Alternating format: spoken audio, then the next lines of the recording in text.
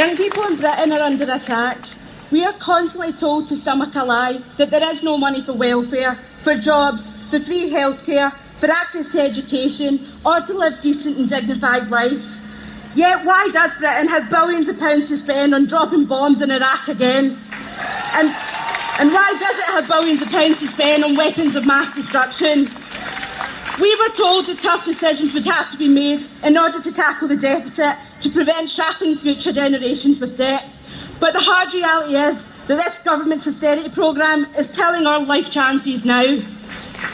0-hour contracts, college courses cut, youth services slashed, forced unpaid labour through workfare, proposals for cutting housing benefit for under 25s, and an unprecedented youth unemployment crisis. This is austerity Britain under a Tory-led government. But it's important to note that whilst the Tories continue to sink to new lows in their disgraceful and unrelenting attack on the vulnerable, Labour show no signs of leading the way forward. They too have spoken about their desire to abolish job seekers' allowance for 18 to 21-year-olds. They too speak about mandatory and demeaning training programmes for young people or face losing your benefits. Young people need social housing. They need decent jobs and a living wage, not benefit cuts which only punish the most vulnerable for a crisis that they never created. Young people deserve better. They demand better. September the 18th, 2014, a day we shouldn't forget so quickly. In Scotland, we should be proud of the role that young people played in the independence referendum. Thousands came out to vote for the very first time. Thousands engaged with the political process, and thousands voiced their opinion and ideas for the future. If you're old enough to join the army at 16, then you should have the right to vote at 16.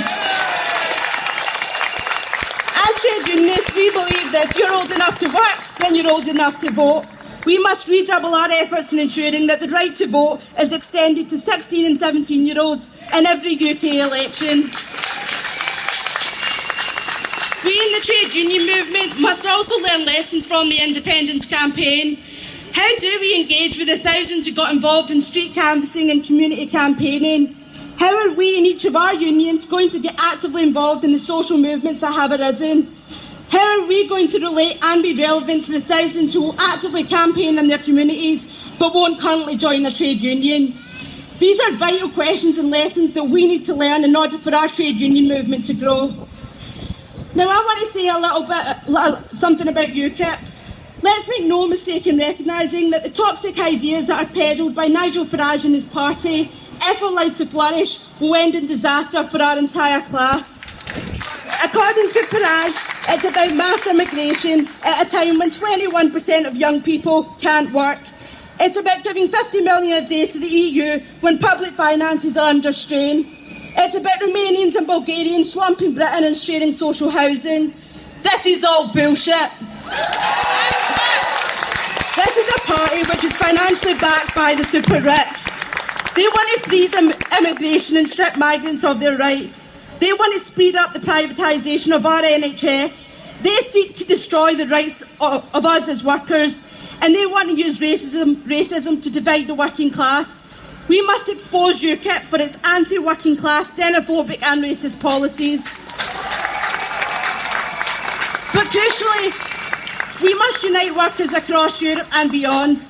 We must challenge the mainstream parties which move further to the right in order to challenge UKIP. And when it comes to political representation, we must not be afraid to look for alternatives. I want to say something about internationalism, especially at a time when the right-wing politicians in the media attempt to pit one set of workers against another.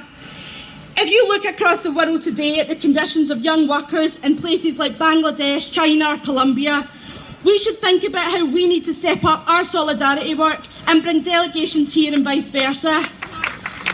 We need to expose the horrific conditions that many of our fellow comrades experience. Our trade unions are built on international solidarity. We will always stand with the Palestinians.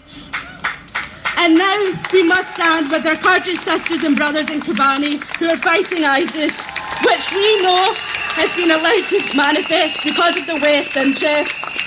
We stand with our Kurdish sisters and brothers in the PKK in calling for Turkey to open its borders, and we welcome the Kurdish Human Rights and Culture Group in Scotland on this demonstration today.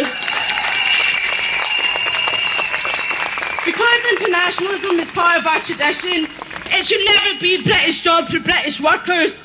It should never be our interests in Britain above the interests of anyone else in struggle. We have more in common with ordinary workers across the world than we'll ever have in common with our bosses in Britain. We are part of an international movement, therefore raising the pay and working conditions for young people in Britain goes hand in hand with improving the conditions of young workers across the globe. Finally, young people today undoubtedly face huge challenges, but the responsibility to make the challenge doesn't solely lie with the youth. We need solidarity and support from older members in our movement. We need members to encourage and actively push young voices within their unions. This politically motivated onslaught against Britain's working classes is an attack on our class as a whole. If they destroy our spirit and our life chances today, who will be there to fight for our class tomorrow? We refuse to be the generation who are told to work until we die. So let's go out, comrades, and fight until we win. Thank you.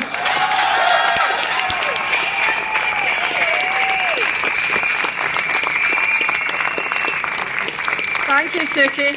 Suki said before we started the rally that she was nervous about speaking. Didn't show it at all.